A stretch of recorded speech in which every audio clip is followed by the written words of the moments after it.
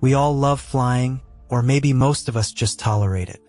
Waiting in line for hours before flying through the sky in a small metal tube is a bit nerve-wracking. But planes are supposed to be safe, right? It's often said that flying is safer than driving. Well, buckle up, because we're about to explore some aspects of airplane design and air travel that airlines would prefer to keep hidden. Germ tube. Airlines often boast about their planes being immaculate, sleek, and hygienic. But the reality is that they are about as clean as a movie theater floor. Every second that a plane isn't in the air, it's not making money. Consequently, airlines are motivated to minimize their plane's time on the ground and maximize the number of flights. Ryanair can turn around short-haul flights in as little as 25 minutes, and Southwest in as little as 35, which is incredibly fast. However, this leaves little time for cleaning, with staff often getting only 15 minutes before passengers board. According to flight attendant Sarah Kegel, a freshly washed blanket in economy class is only provided to the first flight of the day. After that, they're simply folded and reused, regardless of their previous use. Even worse, those tray tables may only be wiped down once a day, usually when the plane is grounded overnight. Think twice before putting your pretzels directly on the tray table, as passengers have been caught changing baby diapers on them. One flight attendant told The Guardian she had to use passenger blankets to clean stains because she didn't have enough time or supplies, and she had even used them on human feces.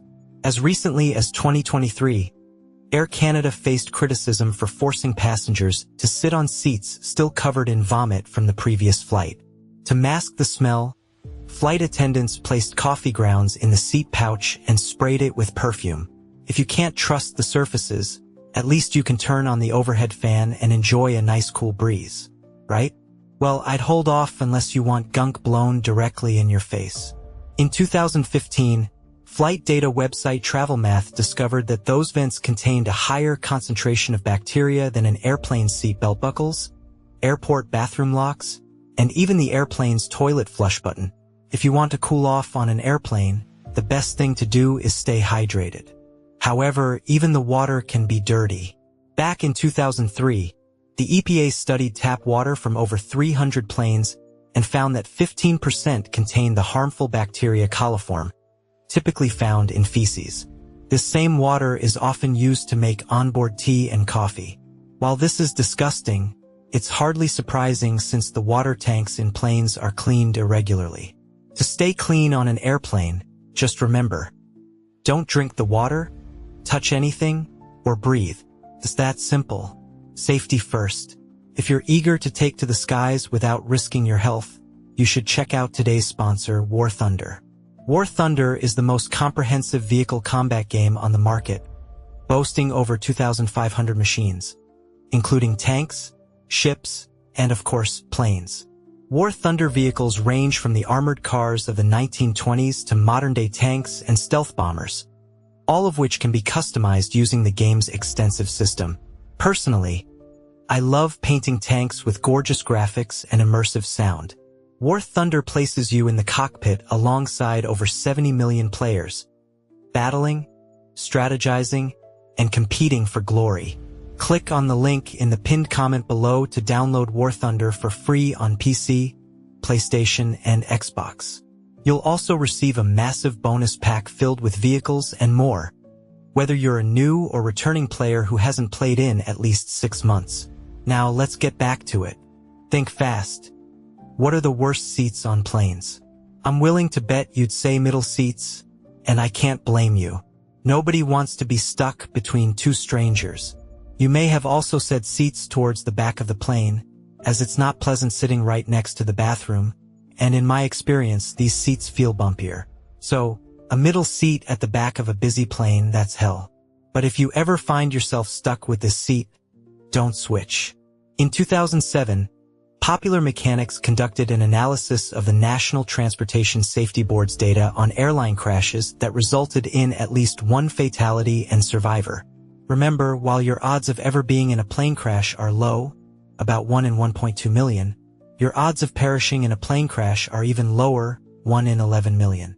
Anyway, Popular mechanics looked at every deadly air crash in the United States between 1971 and 2007, and what they found was shocking.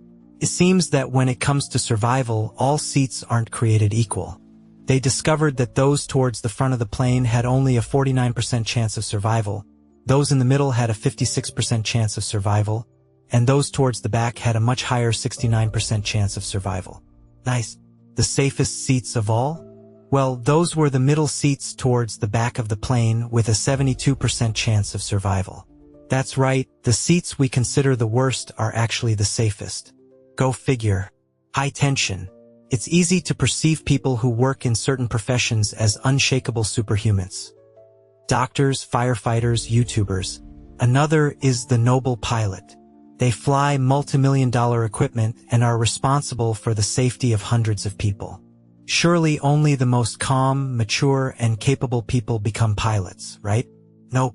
Like in all professions, sometimes pilots and co-pilots don't get along. This is why airlines have a secret system they try to keep from passengers. The do not pair system. Every captain, first officer, and second officer has a list of names connected to their carrier scheduling system. They can then add names of anyone they don't get along with to their personal list, lowering the odds they'll fly together. Makes sense. I wouldn't want to be stuck in a tiny room with my intern number 442. Stop microwaving your fish in the break room. For 142, this is a call out. However, the do not pair list isn't perfect. In 2020, on an Air France flight heading from Geneva to Paris, two pilots had a serious disagreement shortly after takeoff. While these two men were supposed to be flying the plane, they were instead grabbing each other's collars, with one reportedly punching the other. The commotion caught the attention of a cabin crew member who spent the rest of the flight in the cockpit monitoring them. If only passengers had do not pair lists they could put their pilots on. Emotional baggage. If you're anything like me, you never leave the house without your essentials. Personally, I make sure to take my diamond play button with me wherever I travel. I can rest assured that baggage handlers worldwide take their jobs seriously and handle baggage with utmost care. My diamond play button, no. And before you get too hopeful, this violent approach to baggage handling isn't unique. The internet is full of clips like this. More than just being the norm though, tossing bags around like this might be the only way these guys can do their job. The common Boeing 747-400 can seat 416 passengers in a 3-class configuration. Let's assume that only half of those passengers check any baggage, and they only check one bag each. That's 208 bags that need to be loaded. Now let's say these baggage handlers can receive a bag gently, move it, and neatly stack it in just 20 seconds. That would mean it would take 2 baggage handlers 34 minutes to load or unload a plane. Remember, some airlines claim to have a turnaround time of 30 minutes, and you can see why careful baggage handling just isn't practical. If you can't protect your bags outside, well, surely you can protect their insides, right? Using a nice big lock on your zips usually does the trick. Nothing can get by this, right? Nothing except a ballpoint pen, that is. Yeah. Getting through most zippers is as simple as jabbing them with a pen and running it along the seam. Once a bag has been pilfered, the zips can simply be dragged around to seal the bag. According to the LA Times, fewer than 500 of the TSA's 150,000 employees were arrested for theft between 2001 and 2011, or just 0.3%. However, those were just the employees who got caught. Even going by those odds, though, you're way more likely to have your bags handled by a TSA thief than getting into a plane accident. One convicted TSA worker claimed there was a culture of indifference at their airport and claimed to have pilfered over $800,000 worth of passenger goods over a 4-year period. And I thought YouTube was easy money. Flights of frenzy. You might think the pilots are the most essential people on the plane, but I reckon flight attendants deserve more praise. They bring us our food, show us our seats, are in charge of our safety, and ask the guy sitting in front of us to raise his seat back up when we can't summon the courage to. Considering they have such important roles, airlines must take good care of them, right? Wrong. Shockingly, for all the time they spend getting the plane ready and helping everyone on board, Flight attendants are only actually paid once the plane door shuts, marking the beginning of their official shift. Despite this, flight attendants are still expected to arrive early, greet passengers, check documents, store bags, explain emergency and landing procedures, ensure the plane is stocked with food and drink, bid farewell to the passengers, and numerous other responsibilities, all of which is unpaid labor. It's not uncommon for flight attendants to end up working 4 to 6 uncompensated hours every day. Still, flight attendants do get their own secret beds and rest areas on long-haul flights. But where airplanes are cramped enough as it is, where could they be hiding in a whole bedroom? Well, they're usually above overhead baggage storage. So while you're napping in your seat, they're napping in the hollows above you, which feels incredibly unnerving. They need those naps, too, as some flight attendants claim they're heavily discouraged from slouching while in uniform. Imagine working a 10-hour flight, sleeping on a flat-pack bed, and not even being allowed to rest your shoulders. Well, they might not be comfortable, but they're at least stylish, right? Those are some snappy uniforms, but looking good comes with a heavy price. In 2020, over 500 Delta flight attendants filed a lawsuit against clothing manufacturer Len, who supplied their new Passport Plum uniforms. The lawsuit claimed the uniforms were made from cheap materials that caused breathing issues, hives, and hair loss. Oh, and they also dyed the flight attendant sheets purple, so clearly only the finest materials were used. As of the time of this writing, that case is still pending. However, in November of 2023, a jury ruled in favor of a different group of flight attendants from American Airlines, claiming their uniforms were causing rashes, headaches, and breathing problems. Yikes! Who would have guessed the most dangerous part of flying would be getting dressed in the morning? Bird box. It's no secret that despite how nervous we may get, air travel is one of the safest forms of transportation known to man. But not to birds. The official term airlines use when a bird hits a plane is bird strike, presumably because it sounds better than bird evisceration. Bird strikes occur far more often than airlines would like us to believe, and you may have even been on a plane when it mulched one. According to the FAA's Wildlife Strike Database, there were 493 reported bird destructions in New York airports alone between 2021 and 2022. And even those are just the incidents reported. As terrible as that is for birds, it isn't always easy on planes either. Take a look at the nose of this Turkish Airlines plane. Pretty insane, right? The thing looks like it was struck by a meteorite. In reality, the plane was struck by a low-flying bird, and while it landed safely, the plane, not the bird, is in need of a serious nose job. In 2023, an American Airlines flight suffered a nasty bird strike, causing an engine fire and forcing the plane to land prematurely. While no one was harmed, the fire department was called and had to deal with a very sticky situation. Now, don't take a picture, dude. Still, it could have been much worse. In 1960, a flock of starlings brought down a plane that had been airborne less than a minute. Tragically, the plane careened into Boston Harbor and claimed the lives of 62 people. The scariest part of all this? There's very little airlines can actually do about it. And bird strikes cost the industry around $13 billion a year. But one recent solution that's showing promise is, well, googly eyes.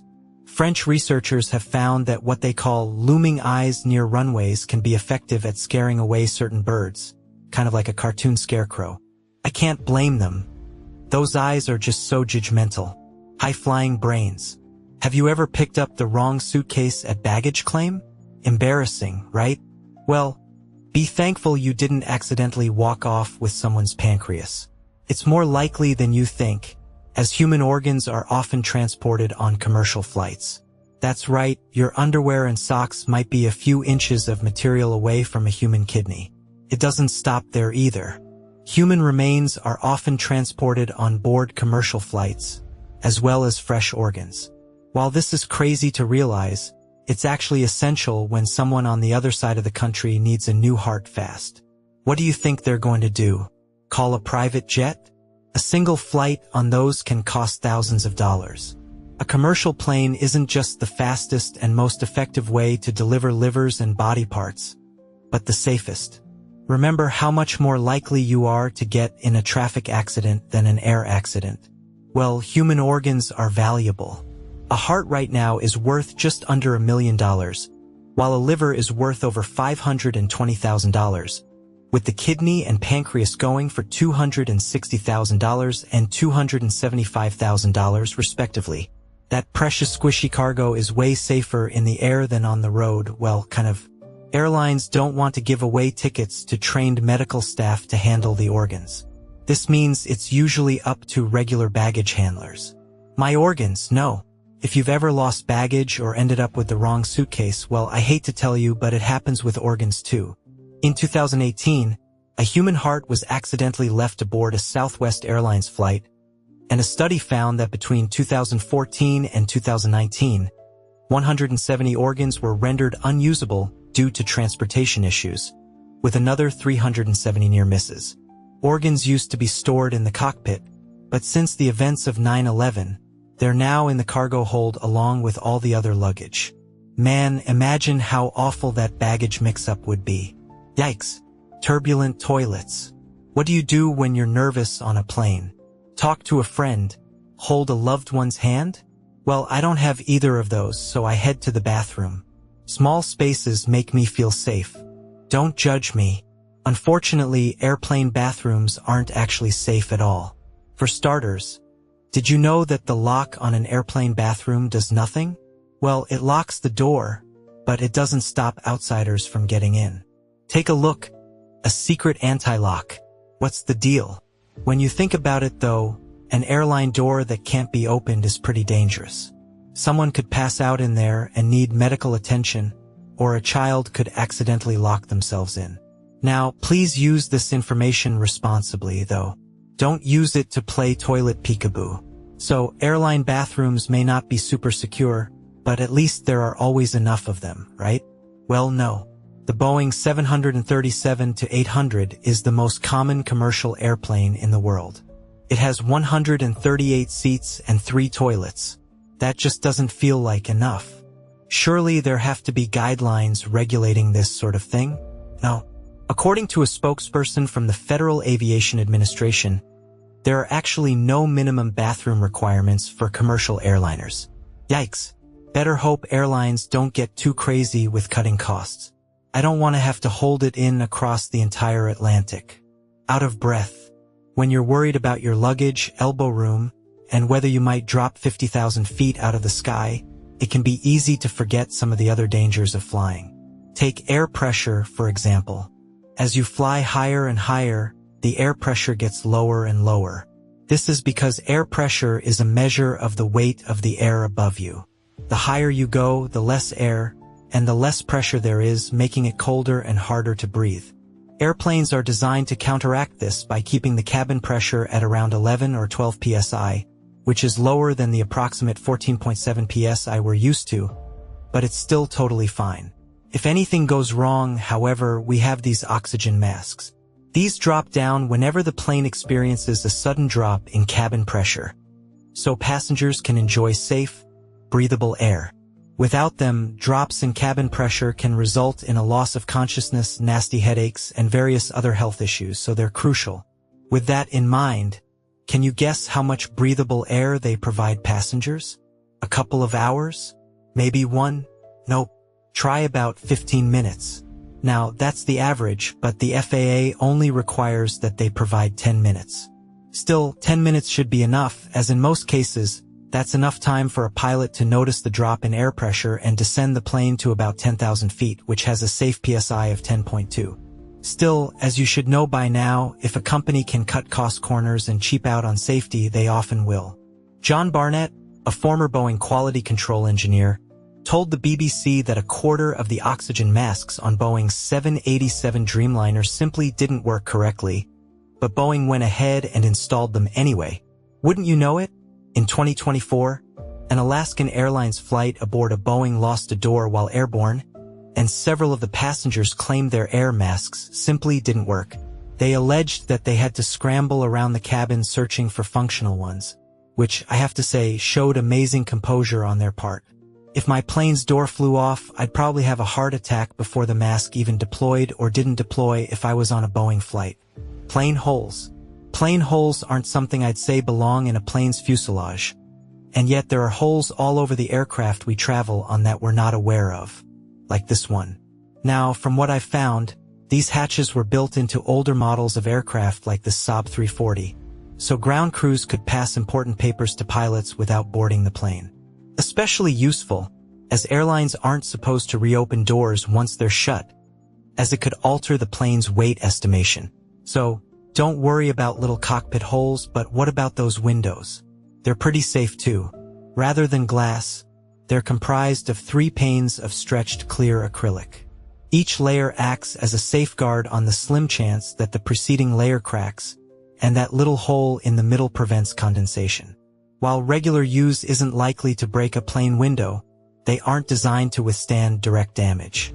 On April 17th, a Southwest Airlines flight experienced an engine failure, and a small fragment of the engine hit a window, causing a break. The passenger next to that window was partially sucked out and sadly didn't survive. Another terrifying incident involved a British Airways captain being partially sucked out when a poorly installed cockpit window blew out. Luckily, he got tangled up in the control panel, saving his life. He was sticking out of the front of the plane for 20 minutes before the co-pilot could land. While the captain survived, he was badly injured, suffering from frostbite caused by the high-altitude winds. As horrifying as those stories are, plane manufacturers must be improving their safety all the time, right? Well, no. In fact, in 2022, Boeing threatened to just stop making their 737 line of planes unless they were given exemption from certain safety requirements. Remember John Barnett, the Boeing whistleblower? According to him, oxygen masks are the tip of the iceberg, and in some cases, Boeing used substandard parts salvaged from scrap bins in their planes. Oh man, that's so scary. I can't breathe, and that's not just because I've got a bow air mask. Bumpy ride. Turbulence. Everyone hates it.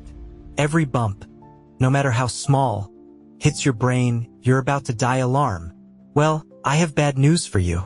Turbulence is getting worse, and there's nothing airlines can do about it. There are a few different types of turbulence. Wake turbulence is caused when one plane follows a little too closely behind another. Thermal turbulence is caused by rising warm air and towering clouds. The one we're interested in is clear air turbulence.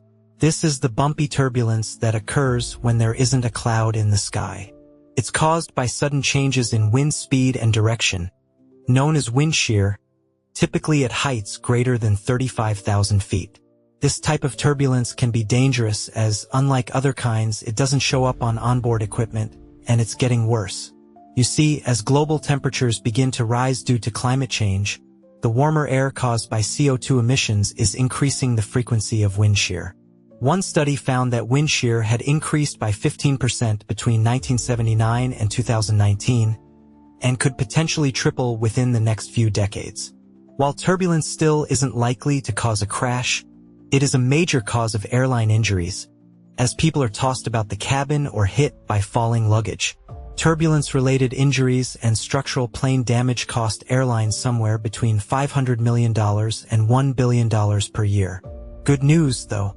This is all only a problem if your plane takes off in the first place. You see, planes have a more difficult time taking off in warmer climates. This is because warm air is less dense and thus generates less lift. As global temperatures rise, we can expect more delays. Hooray! Now, look, you can be sitting around on the ground or bumped around in the air. Your choice. The deal with airline food. Time to answer that age-old question. What's the deal with airline food? Well, buckle up, because answering that question will also answer why air travel is generally bad. Yeah, seriously, it all ties back to the food.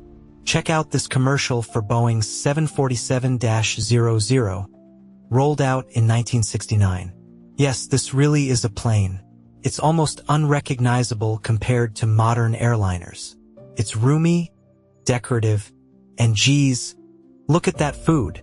Back in the day, it wasn't uncommon for planes to feature luxury meals and even piano bars. So how do we go from this to this?